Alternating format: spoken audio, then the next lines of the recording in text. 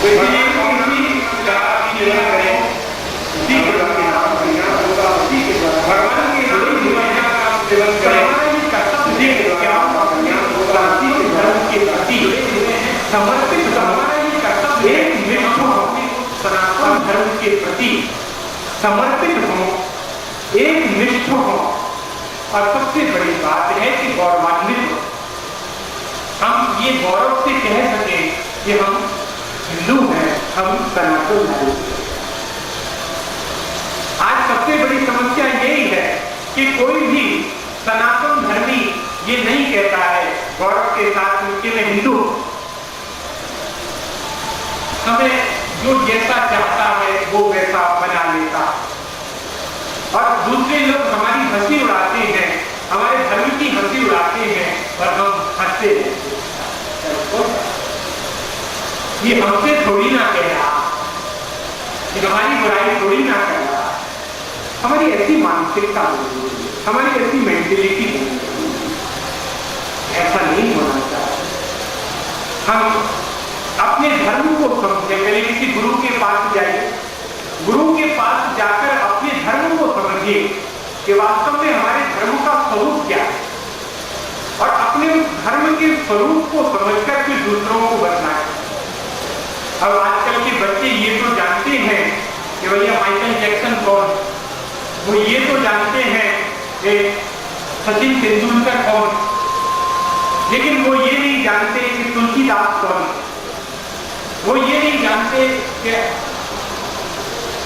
और दूसरे संत महापुरुष कबीरदास, नंददास, रैदास और हमारे पुराने स्वतंत्रता सेनानी कौन, तो ये सब भूलते जा रहे हैं। देखिए, दूसरी जगह की विदेशों की बात छोड़ दीजिए, भारत में रहने वाले लोगों को भी इसका ज्ञान नहीं। और ये ज्ञान देने वाला कौन? माँ। आप सब माताएं यहाँ पर बैठी हुई, तो हमारा तो आप सब माताओं से ही आवाहन, ये आपका कर्तव्य है कि अपने बच्चों को वो ज्ञान प्रदान करें, अपने बच्चों को वो शिक्षा दें कि वास्तव में हमारा धर्म क्या, हमारे धर्म का स्वरूप क्या है। देखिए, हमारी भारतीय संस्कृति को, हमारे सनातन धर्म को नष्ट करने का पूर्ण रूप से शंकर जी के महादेव अभी आकर बंद हो गया। तो कुछ महादेव पीरियड में भी कुछ आपत्तिजनक बातें कही नहीं दिखाया है। हम लोग भैया टीवी की तरह देखते नहीं है, क्योंकि हम टीवी को और टीवी को एक ही समझते हैं। टीवी और टीवी की बीमारी दोनों एक ही, क्योंकि आज के समय में लोगों को नष्ट करने का सबसे बढ़िया माध्यम कोई है तो वो टीवी। और देखिए, हमारी कैसी स्थिति है कि हमारे घर में एक भी भगवान का मंदिर नहीं, मंदिर की बात छोड़ दीजिए, एक भी भगवान का फोटो नहीं मिलेगा, लेकिन टीवी हर कमरे में मिलेगा। सबने अपने कमरों में एलसीडी, एलईडी लगा है।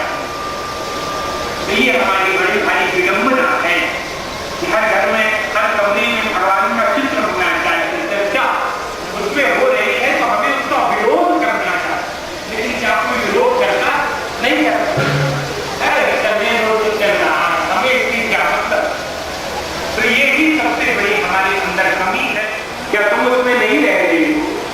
तो ये हर व्यक्ति का कर्तव्य है कि अपने धर्म के प्रति गौरवान्वित हो। और सबसे बड़ी बात है कि जागरूक, हमारे अंदर उस जागृति का भाव है। हम सोए हुए, सोए पड़े, भैया कब जागोगे? जब धर्म का सूरज डूब जाएगा तब जागो। अब तब पछतावे होवे का जब चिड़िया चुग गई थी, उस वक्त बिना चुनाव देके जाएंगे, आगे अपने सब करेंगे, आनंद हो गए, आनंद हो गए, लेकिन जीवन की कुछ खूब आपको प्रदान कर देता है। हमें धर्म के प्रति दो चीज की आवश्यकता, एक तो क्या चाहिए? बोले जागृति चाहिए। क्या चाहिए? जागृति। और दूसरी बात क्या है?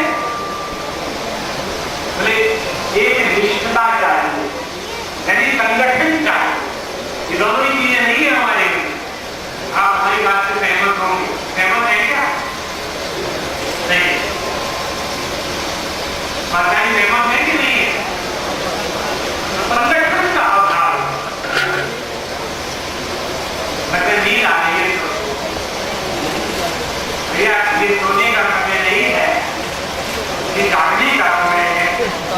तो हम संगठन के साथ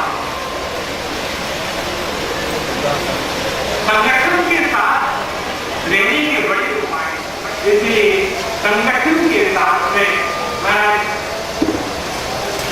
मजहब नहीं दिखाता, आपस में बैर रखना।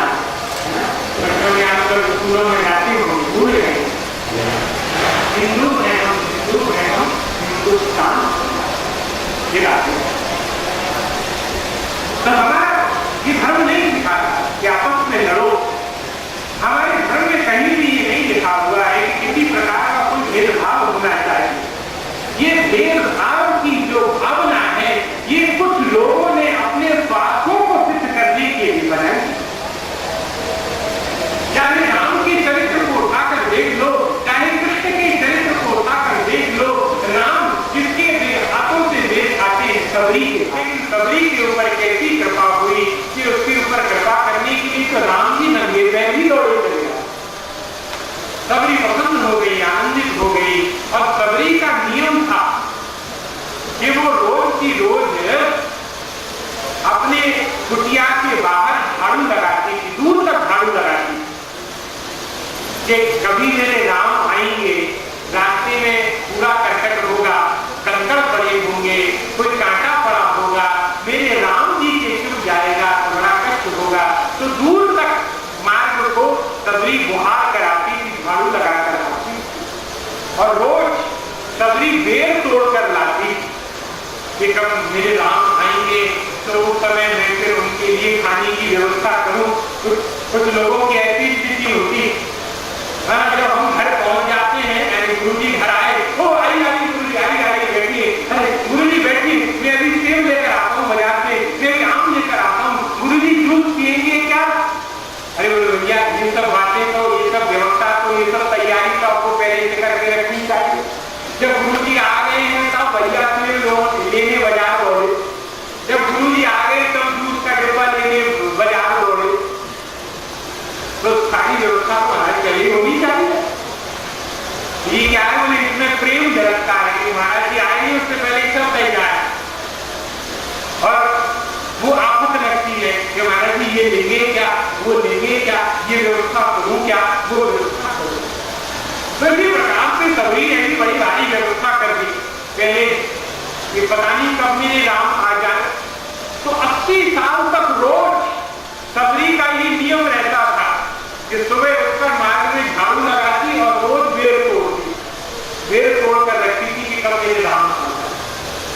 और सिर्फ बेर तोड़कर ही नहीं रखती, देखिए प्रेम की चर्चा, बेर को चकती भी थी कि कहीं कोई कड़वा खट्टा बेर ना हो, तो बेर को थोड़ा सा खाती और फिर हाँ एक मीठा, फिर दूसरा लेती, हाँ ये कड़वा, ये नहीं, उसको फेंक दिया।